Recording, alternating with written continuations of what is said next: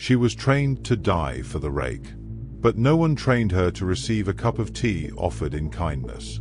May 2nd, 1945. 2:13 p.m. An RAF base near Liverpool, England. The transport plane's engines cut to silence. Elsa Voss gripped the seat in front of her, her Wehrmacht auxiliary uniform soaked through with sweat and terror. Around her, 52 German women sat frozen, their faces hollow with the same absolute certainty. They were being flown to their execution. The cargo door opened. Grey English sky. Cold wind. No firing squad. Just a British sergeant with a clipboard and a translator who looked more tired than angry. The sergeant glanced at his papers and said something that made Elsa's stomach drop. Medical screening in Hut 3. Tea in the canteen after. Tea. The word hit like a slap. Elsa's hands wouldn't stop shaking. She'd been told the British were monsters. She'd seen the propaganda films, mass graves, torture chambers, starvation. She'd prepared herself for violence. But this, bureaucracy, kindness, it was a trap. It had to be. But what if it wasn't? This is the story of a woman who prepared for cruelty and was destroyed by decency instead. Before we go further, drop a comment and tell us where you're watching from. Stories like Elsa's, the untold moments that shaped history, don't get the attention they deserve. Your like, your comment, your share helps bring these buried truths to light. Now, let's continue. 2 years earlier, Elsa Voss had been a university student in Berlin, studying literature and dreaming of teaching. Then the Reich Labor Service conscripted her, and within 6 months she was sitting in a concrete bunker outside Lyon, operating radio equipment for Wehrmacht signals intelligence. She was good at it. Fast fingers. Sharp memory. No questions asked. The propaganda started the day she arrived in France. It wasn't subtle. Every Thursday, the auxiliaries were required to attend morale briefings in the base's mess hall. The projector would flicker to life, and they'd watch grainy footage labeled evidence of Allied war crimes. British soldiers executing prisoners. American troops looting churches. Bodies in ditches, blamed on RAF bombing raids. The voiceover was calm, clinical, factual. It never screamed. It didn't need to. The enemy does not follow the laws of war, the narrator would say. They are motivated by racial hatred and plutocratic greed.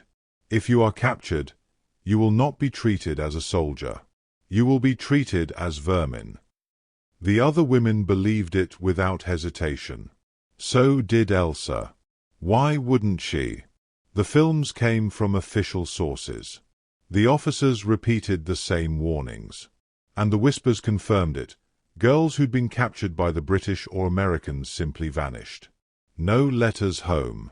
No repatriation. Just silence. Elsa remembered one briefing in particular. January 1945, 3 months before the collapse. A new propaganda film showed what they claimed was a British internment facility in Egypt. Skeletal prisoners in rags. Guards with whips. Mass graves being dug by the condemned. The title card read, "This is what awaits those who surrender."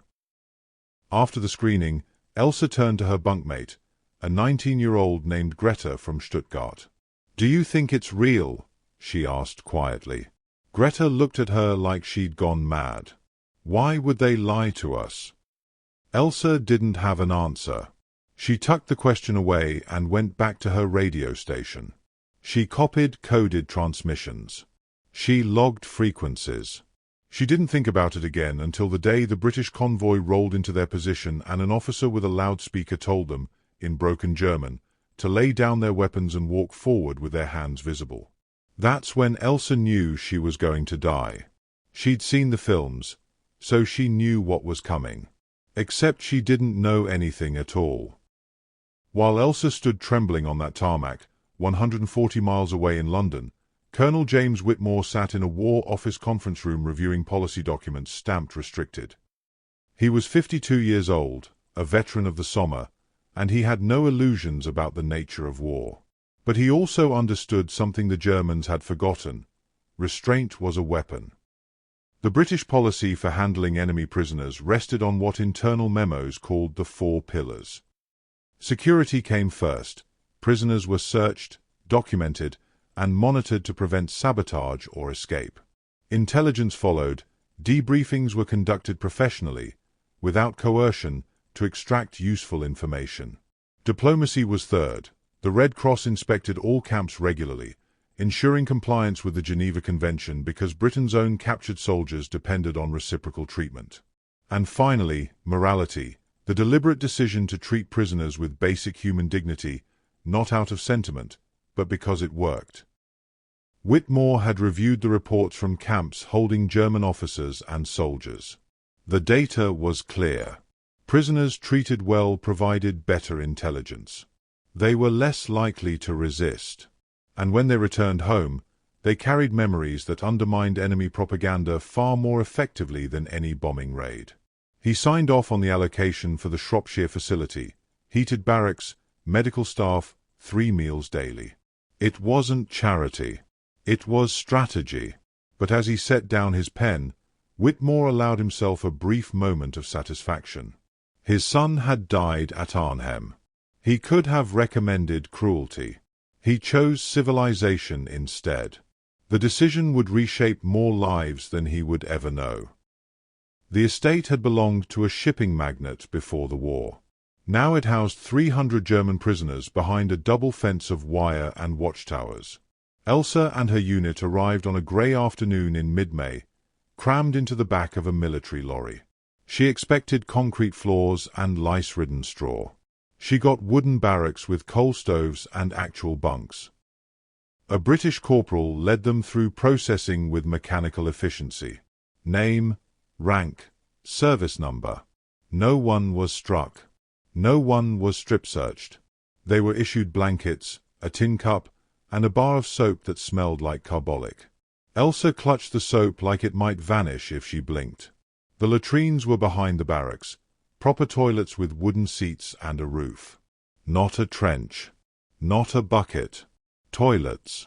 Greta started crying when she saw them, quiet tears that she wiped away quickly before anyone could notice. Dinner was served in a mess hall at 6 o'clock. Boiled potatoes, tinned meat, carrots, and bread. Real bread. The younger women ate in silence, hunched over their plates like animals protecting a kill. Several wept while they chewed, tears dripping into their food. They weren't crying from gratitude. They were crying because everything they'd been told was collapsing under the weight of a simple meal. That night, Elsa lay on a mattress stuffed with horsehair, staring at the ceiling beams. The barracks were warm. She could hear the coal stove ticking as it cooled. Outside, a guard walked the perimeter, his boots crunching on gravel. No screaming. No gunfire. Just silence. It should have been a relief. Instead, it felt like drowning. If the British weren't monsters, then what did that make her? What did it make everything she'd done, everything she'd believed? She didn't sleep. She couldn't. The absence of violence was more terrifying than violence had ever been. By the 3rd week, the boredom became unbearable. The camp offered nothing but waiting, waiting for meals, waiting for roll call, waiting for a future that felt increasingly uncertain. When the camp administrator announced that volunteers were needed for farm labor, Elsa signed up immediately. Anything to escape the suffocating routine. She was assigned to a dairy farm 3 miles from camp, owned by a man named Bennett. He was in his late 50s, lean and weathered, with a kind of silence that came from seeing too much. A Great War veteran, someone whispered. Lost his hearing in one ear at Paskendale. He met Elsa and 2 other German women at the farm gate with no greeting, just a curt gesture toward the barn. The work was hard. Bennett showed her how to milk a cow exactly once, his calloused hands guiding her briefly before stepping back. After that, she was on her own. Elsa's fingers cramped. Her back ached. The cows shifted impatiently, and she worked in terrified silence, convinced that any mistake would send her back to the camp or worse. Bennett watched from across the barn, arms crossed, expression unreadable. He didn't yell. He didn't insult her. He just watched. The silence was worse than shouting. On her fourth day, Elsa finished milking a particularly stubborn cow without spilling a drop. She stood, wiping her hands on her trousers, and glanced nervously toward Bennett. He gave a single, curt nod. That was all. No smile. No words. Just a nod. It shouldn't have mattered.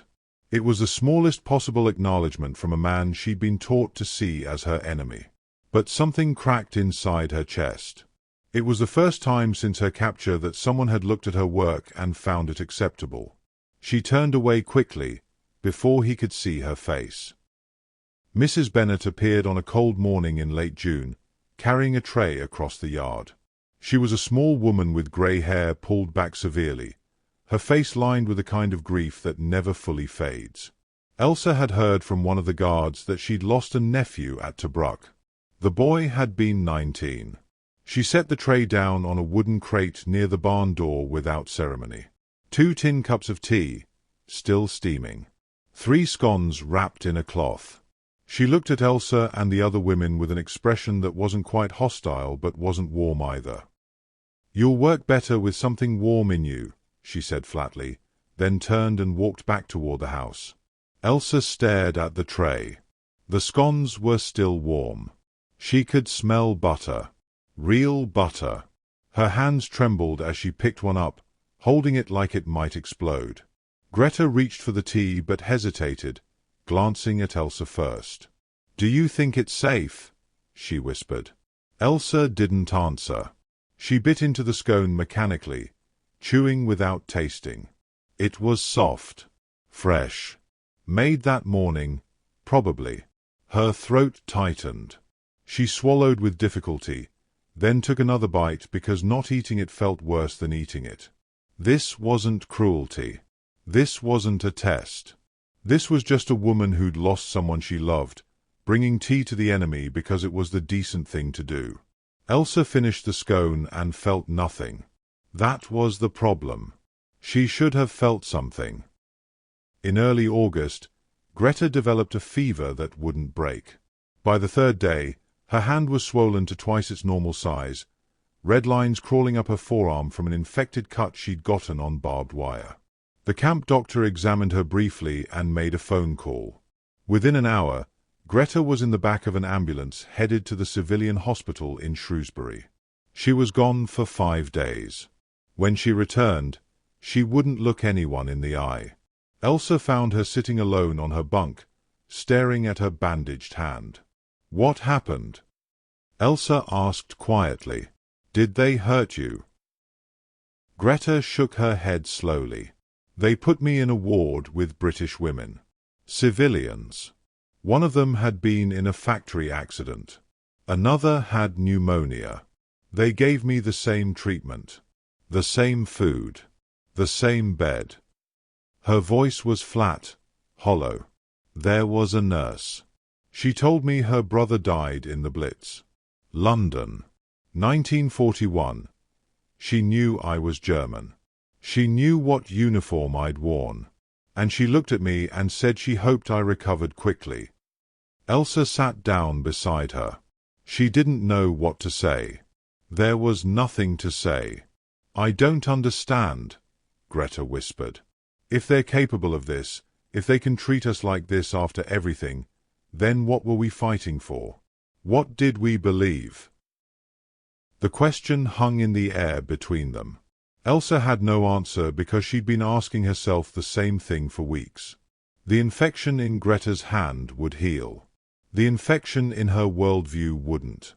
That night, the other women gathered around Greta, asking questions in hushed voices. The story spread through the barracks like a slow-burning fuse. No one said it out loud, but they were all thinking the same thing. Everything they'd been told was a lie. Christmas Eve arrived cold and clear. The camp administration had set up a small service in the mess hall, optional for both prisoners and guards. Elsa went because there was nothing else to do, because the alternative was sitting alone in the barracks thinking about Christmases that felt like they'd happened in someone else's life. The hall was decorated with pine branches someone had cut from the estate grounds. A British chaplain stood at the front, flanked by a small wooden cross. About 40 German women sat on one side of the room. A dozen British guards and staff sat on the other. The divide was invisible but absolute. The chaplain spoke briefly about peace and reconciliation, his words translated haltingly by a German-speaking corporal. Then he announced they would sing a hymn. "One that belongs to all of us," he said quietly. The opening notes of Still Nacht filled the room, sung first by the chaplain in English. "Silent night, holy night." Then, softly, hesitantly, the German women joined in their own language. "Still Nacht, Heilige Nacht." Elsa's throat tightened. She hadn't sung this song since 1943, in a church in Berlin with her mother and younger brother. That world was gone. The church had been bombed. Her brother was missing somewhere on the Eastern Front. Her mother's last letter had been 4 months ago. And then the British guards began to sing. Not in English. In German. Haltingly, with heavy accents, but unmistakably in German. Alles schlaft, einsamwort. The sound broke something inside Elsa that had been holding for 8 months. She felt her face crumple, felt the tears come hot and unstoppable. Around her, other women were weeping too. Not from sadness. Not from gratitude. From the unbearable weight of realizing that the people they'd been taught to hate had chosen to sing with them in their own language on the holiest night of the year. The guards weren't mocking them. They weren't singing at them. They were singing with them, because somewhere beneath the uniforms and the flags and the propaganda, there was still something shared. Something human. Elsa wept for the girl she'd been, the one who'd believed the lies. She wept for the version of herself that had died the moment she stepped off that plane. And she wept because she finally understood that civilization wasn't about who won the war. It was about who chose to remain human after it was over. In January 1946, the Red Cross began facilitating mail between prisoners and their families. Elsa wrote her first letter home on a cold afternoon, sitting at a table in the barracks with a pen that leaked ink and paper that felt too thin to carry the weight of what she needed to say. She kept it simple. She was alive. She was healthy. She was being treated well. She left out everything else because she didn't know how to explain it without sounding like she'd lost her mind. Her mother's response arrived 6 weeks later. The envelope was battered, the handwriting shaky. Elsa opened it with trembling hands. "My darling girl, I thank God you are alive. We were told that prisoners taken by the British were being worked to death in labor camps, that the women especially were being starved and abused. I have not slept properly since you were captured. Your father refuses to believe you are still alive. He says the British are lying, that this letter is a forgery meant to give us false hope." Elsa read the words twice, then a third time. Her mother had been fed the same lies, just in reverse. The propaganda hadn't just poisoned her own mind. It had poisoned everyone, on both sides, until the truth became impossible to see.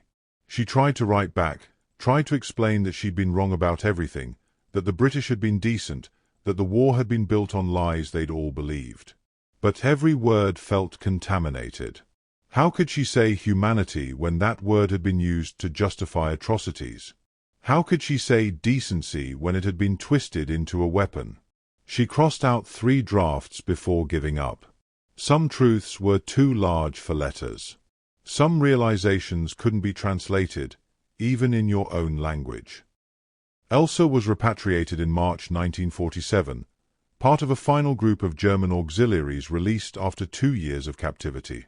She returned to a Hamburg that barely existed anymore, entire neighborhoods reduced to rubble, streets she'd known since childhood now unrecognizable. Her father had died during the winter of 1946. Her brother never came home from the Eastern Front. She carried almost nothing with her. a change of clothes, a few letters, and a dented tin mug that Mrs. Bennet had pressed into her hands on her last day at the farm, wrapped in brown paper with no explanation. Just a nod, the same way her husband had nodded that first time Elsa milked a cow without spilling. Elsa kept the mug on her kitchen shelf for the next 40 years. It sat there through her marriage to a schoolteacher who'd lost his leg at Stalingrad. It sat there through the birth of her 2 daughters. It sat there through the slow, painful reconstruction of a country that had to learn how to be civilized again. In 1985, her granddaughter visited for tea. The girl was 16, curious, asking questions about the war the way young people do when they think they've discovered something their elders want to forget. She picked up the mug, turning it over in her hands. "Why do you keep this old thing, Oma? It's all dented and ugly." Elsa took the mug gently, running her thumb over the dent near the rim. For a long moment, she didn't speak. Then, quietly, she said, "This is what civilization looks like. Not a monument. Not a medal. Just a choice, made over and over again, even when it's hard. Especially when it's hard." The girl didn't understand. Not yet. But someday she would. Elsa set the mug back on the shelf, where it belonged.